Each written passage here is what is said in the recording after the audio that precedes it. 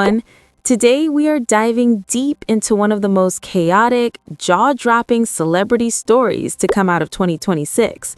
And honestly, it is barely February. So buckle up, because this one is something else entirely. We are heading to the streets of New Orleans, Louisiana, one of the most electric, vibrant, and legendary cities in the entire United States. It is Mardi Gras season. The beads are flying, the jazz is playing, the crowds are thick on Bourbon Street, and the whole city is alive with that unmistakable energy that only New Orleans can produce. And right in the middle of all of that beautiful, wild, colorful chaos was Shia LaBeouf. Now, Shia LaBeouf is a name that carries a lot of weight, a lot of history, a lot of complicated feelings for a lot of people. Whether you grew up watching him as Louis Stevens on Disney Channel's Even Stevens, or whether you remember him as Sam Witwicky in the Transformers franchise, or whether you have followed his more recent indie film work in artistic ventures, you know the name, you know the face, and if you have been paying attention at all to pop culture over the last decade or so, you definitely know the drama. But what unfolded in New Orleans in the early hours of Fat Tuesday, February 18th, 2026, took things to a whole new level, and we are going to break it all down for you. Every detail, every twist, every moment from the very beginning of what appears to have been a multi-day party bender, all the way through the arrest, the ambulance footage, the viral Bourbon Street video, the court hearing, the cryptic social media post, and what it all means for Shia LaBeouf's future. Let us get into it. To truly understand this story, you have to understand the setting. Mardi Gras in New Orleans is not just a party. It is a cultural institution. It is a weeks-long celebration of life, music, food, and community that draws millions of visitors from around the world every single year. Fat Tuesday, the final day of Mardi Gras, is the grand finale. It is the day when the streets are completely packed, the parades are rolling, and every bar from the French Quarter to the Faubourg Marigny to the Uptown neighborhood is overflowing with people who have come to celebrate in the most New Orleans way possible. And Shia LaBeouf, as it turns out, has a personal connection to this city. The actor is of Cajun descent on his father's side, and according to multiple reports, he is a frequent attendee of New Orleans' Mardi Gras celebrations. So this was not some random celebrity dropping in for a photo opportunity. This was someone who has roots, or at least feels a deep personal connection to the culture and the tradition of the city. But here's where the story really begins to take shape. According to reports from The Hollywood Reporter, citing accounts from bartenders and employees at various drinking establishments across the city, Shia LaBeouf had been in New Orleans since the Thursday before Fat Tuesday. That means he had been partying in this city for the better part of 4 to 5 days before the incident that would ultimately lead to his arrest. Let that sink in for a moment. 4 to 5 days of an extended bar crawl through one of the most intense party environments in the entire world. 4 to 5 days in a city that celebrates excess and indulgence as a cultural art form. 4 to 5 days building towards something that, in retrospect, a lot of people who encountered him along the way probably saw coming. Employees at multiple bars across the Uptown neighborhood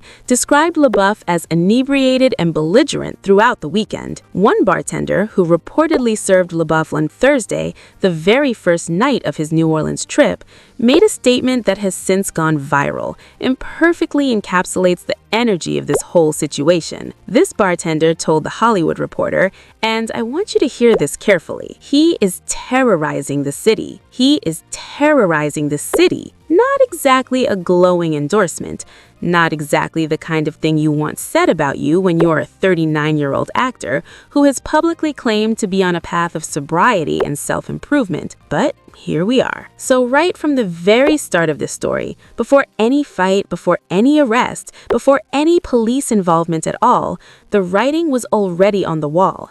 Something was brewing, something was building, and unfortunately, it all came to a head in the early hours of Fat Tuesday morning at a bar called Our Bar on Royal Street. Now, Our bar is not just any bar. It's a beloved local institution in the Faubourg Marigny neighborhood, which sits right on the edge of the French Quarter. It's co-owned by Greg Deli, the frontman for indie rock band the Afghanwigs, and it has a reputation as a true neighborhood bar, the kind of place locals actually go, not just tourists. On Monday evenings, the bar runs a legendary special. You can get a haircut and a shot for $20. It's that kind of place.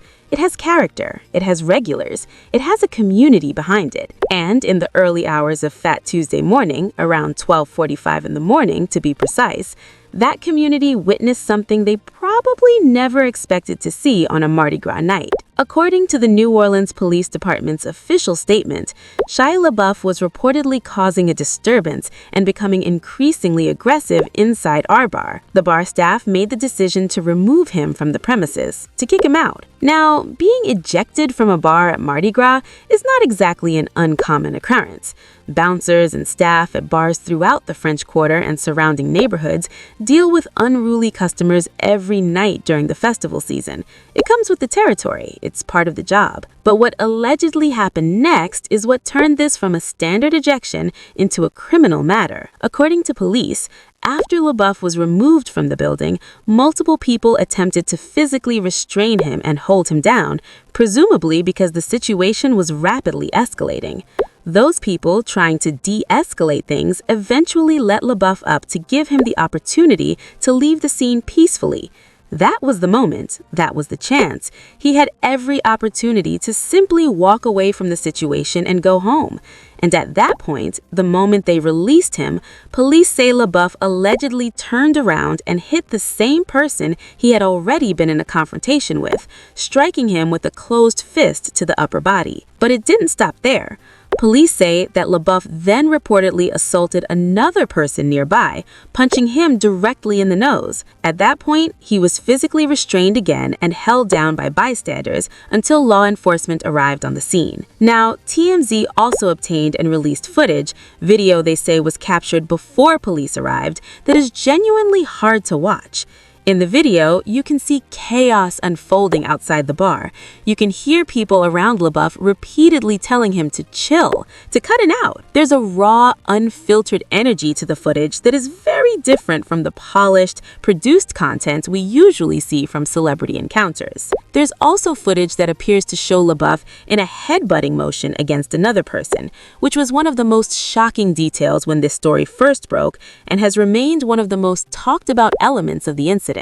When paramedics arrived on scene, LaBeouf was treated outside the bar, reportedly shirtless, with his distinctive back tattoo visible. And here's one of the most striking moments in this entire story. Video footage from inside the ambulance captured LaBeouf while being treated by medical personnel, audibly and emphatically denying any involvement in what had just happened. What did he say? He said, "I never touched nobody. I ain't touched nobody in my whole life. I never touched nobody. I ain't touched nobody in my whole life." This statement, delivered from the back of an ambulance after witnesses reported seeing him punch two people and allegedly headbutt another, spread across the internet at an extraordinary speed.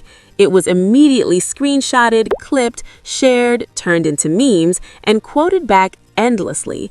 Because beyond the obvious irony and the obvious denial, there's something almost operatic about the sincerity with which he apparently delivered it. The absolute conviction, like a man who genuinely believes what he is saying, even as the situation around him tells a very different story. After receiving treatment for what police described as unknown injuries, LaBeouf was released from the hospital, and upon that release, he was formally arrested by the New Orleans Police Department. He was charged with 2 counts of simple battery. Here's where the story takes what can only be described as a uniquely Shia LaBeouf turn. Hours after his arrest, after being charged with 2 counts of battery, after spending time in a hospital being treated for unknown injuries, after all of that was behind him, Shia LaBeouf was back out on the streets of New Orleans. And not just back on the streets, back at Mardi Gras, back in the thick of it. Footage obtained by local New Orleans news station WGNO, which has since been shared tens of thousands of times across every corner of social media, shows LaBeouf on Bourbon Street, the most famous, most iconic street in all of New Orleans, the very beating heart of the Mardi Gras celebration, dancing, just dancing. Moving through the crowds, surrounded by the revelers, soaking in the atmosphere of the city that had made international headlines because of him just hours earlier. And here's the detail that truly and completely captures the entire energy of this situation, the detail that people can't stop talking about. Shia LaBeouf had what appears to be his jail release papers in his mouth. His release papers in his mouth. Dancing on Bourbon Street after a Mardi Gras arrest. I want you to really picture that image for a second. A 39-year-old man charged with 2 counts. For full video, click related link below or like and subscribe this channel.